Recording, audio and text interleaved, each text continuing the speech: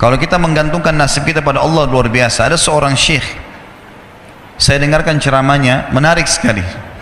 Saya tidak tahu orang itu siapa, tapi cuplikannya saya dapatkan dari seorang teman dari Jeddah yang mengirimkan ke saya. Orang ini cerita, syekh ini menceritakan, cuplikannya ada di HP saya. Dia bilang, saya satu waktu pernah ke Mesir, dan di Mesir ini saya lagi dari satu daerah mau ke Kairo, dari Iskandaria, satu kota, mau ke Kairo. Itu saya tiba di Kairo mungkin sekitar jam 2 malam. Pesawat saya selepas subuh harus berangkat kembali ke Saudi. Dia bilang, saya telepon pengurus masjid, saya mungkin mau mampir di masjid yang saya ceramah kemarin di Kairo itu. Saya mau tinggal di sana mungkin 2 jam, 3 jam istirahat. Nanti habis itu baru kemudian saya berangkat ke Saudi habis subuh. Dia bilang, saya masuk ke masjid, tiba jam 2 malam, turun dari mobil, saya lihat masjid, lampunya nyala semua nih. Kemudian setelah saya masuk masjid, saya temukan ada orang di mihrab, imam, lagi sujud, nangis-nangis. Luar biasa, tangisannya itu kalau orang dengar, membuat orang yang dengar pun mau menangis. Jadi saking luar biasa dia, merengeknya sama Allah dalam sujudnya. Kata syekh ini, saya pun sambil berdoa sama Allah, ya Allah kabulkan permintaannya orang ini. Walaupun saya belum tahu apa yang diminta gitu. Dia bilang selesai dia sholat, saya dekati dia, saya bilang, Masya Allah, doa apa ini? Luar biasa ini. Doa yang diikuti dengan tangisan di sepertiga malam menjelang subuh. Allah turun ke langit bumi, dikabulkan nih. Dia bilang, demi Allah syekh. Karena syekh ini orang Arab biasanya panggil, bisa orang pintar, bisa orang kaya, bisa orang tua. Jadi kalau antum dipanggil syekh, jangan bangga dulu ya. Karena banyak maknanya itu ya. Jadi dipanggil syekh, kita tidak tahu, biasa juga di Saudi begitu ya. Kalau ada orang kita tidak kenal dipanggil syekh, syekh, sini syekh. Walaupun antum bukan syekh sebenarnya gitu. Ya. Maka dia bilang, demi Allah syekh, dia tidak tahu kalau ini orang memang ulama gitu. Istri saya sekarang lagi dirawat di rumah sakit, dan saya harus bayar 14.500 jenih atau ponnya Mesir. Saya harus bayar rumah sakit. Kalau enggak istri saya enggak bisa dioperasi. Ini sudah parah sekali. Kata syekhnya, jadi gara-gara itu kau sujud sama Allah. Dia bilang, iya, lanjutkan nangis sama Allah.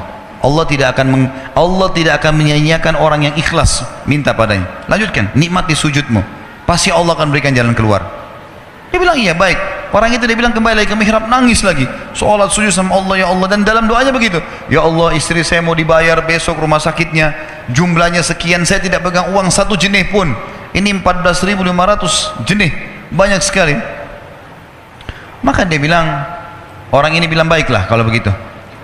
Syekhnya ini bilang, saya mau tidur dulu, saya istirahat 1 jam, menjelang azan subuh dia bilang, ada marbot masjid datang bangunin saya. Sudah azan, saya sholat qobliyah, sholat sunatul fajr. Waktu iqamah, pengurus masjid tahu kalau dia ini ulama, dipanggil, dia bilang, syekh tolong jadi imam. Dia bilang, saya capek, baru istirahat 1 jam, 2 jam malam, biarlah imam. Dia bilang, tak apa-apa, ayat-ayat pendek aja, baca surah-surah pendek aja. Kata syekh, baiklah. Dia bilang, saya baca surah-surah pendek. Rupanya mikrofon masjid karena keluar di luar, ada satu pengusaha Mesir, apartemennya itu dekat masjid, dan dia suka ikuti ceramahnya syekh ini di YouTube. Dia bilang, turun dari apartemennya, ikut sholat berjamaah di masjid, karena dia kenal suaranya orang ini gitu. Begitu selesai sholat, dia bilang, saya lagi zikir, datang orang itu. Dia bilang, syekh, ahlan wa sahlan di Mesir, saya salah satu penggemar anda di YouTube, dan saya dengar suara tadi. Saya tadinya mau sholat di masjid lain, saya ke masjid ini. Dia bilang, syekh, saya mau minta tolong satu hal.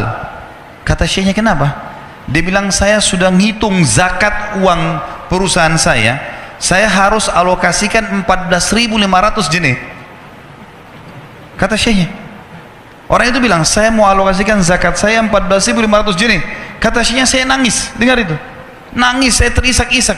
Kata orang itu, kenapa anda nangis? Syekh bilang, saya nggak bisa jelasin. Dia bilang, saya nangis terus. Kemudian saya lihat ke kiri kanan di sof, mana orang yang tadi malam sholat tahajud tuh? Ada di ujung. Dipanggil sama syekh, fulan kesini, datang. Dia bilang, ceritakan masalah kamu apa? Dia bilang, syekh, saya punya masalah, istri saya dioperasi, harus bayar 14.500 jenih hari ini, kalau tidak nggak operasi. Kata syekhnya, tiba-tiba si pengusaha ini nangis-nangis. Orang ini juga heran, kenapa kalian berdua menangis? Dia masih bingung kenapa gitu. Kata syekhnya, biarin orang ini yang jelaskan. Yang punya usaha bilang apa? Demi Allah Syekh, saya sudah 1 minggu taruh uang ini di lemari saya, sudah 1 minggu. Setiap hari istri saya bilang, turunkan, lakukan haknya Allah, zakat itu keluarkan. Dia bilang, saya ingin dapat 1 orang yang saya kasih langsung daripada saya bagi-bagi. Saya mau 1 orang saya kasih, selesaikan masalah dia, dan Allah selamatkan saya di akhirat. Orang ini jadi nangis. Orang yang punya minta butuh nangis. Kata pengusahanya, ini uangnya silakan, 14.500. Semoga Allah selesaikan urusan saya di akhirat gara-gara saya bantu kamu. Kata syekhnya, demi Allah yang terjadi, orang ini yang siapa namanya, orang yang punya uang ini, yang dikasih uang, dia tiba-tiba lupakan saya dan lupakan si pemilik uang. Dia langsung angkat kepalanya ke langit sambil menangis mengatakan, ya Allah, aku mencintaimu. Terpenuhi kebutuhannya, gitu kan.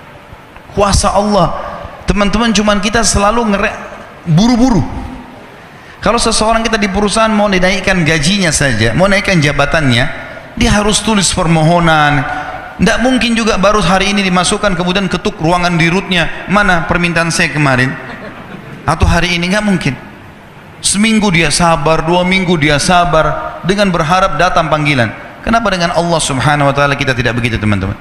Banyak orang buru-buru. Dan kebanyakan orang mau menggantungkan permintaannya kepada Allah hanya pada hal-hal yang kecil, hal yang besar tidak, atau sebaliknya, hal yang besar, hal yang kecil tidak.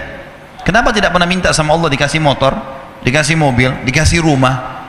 Kenapa hanya minta kalau penyakitnya dihilangkan baru kembali kepada Allah? Itu pun seringkali kita jadikan Allah nomor 30, teman-teman sekalian. Ke dokter ini, ke dokter itu, resep ini, resep, nanti kalau sudah mentok nggak bisa sembuh baru sholat tahajud. Hah?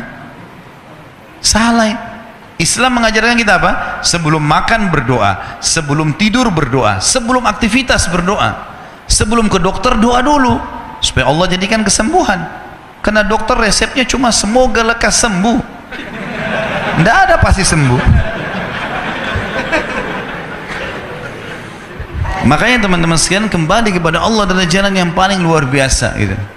Coba merengek kepada Allah SWT, Allah pasti tidak akan pernah memungkiri janji-janjinya.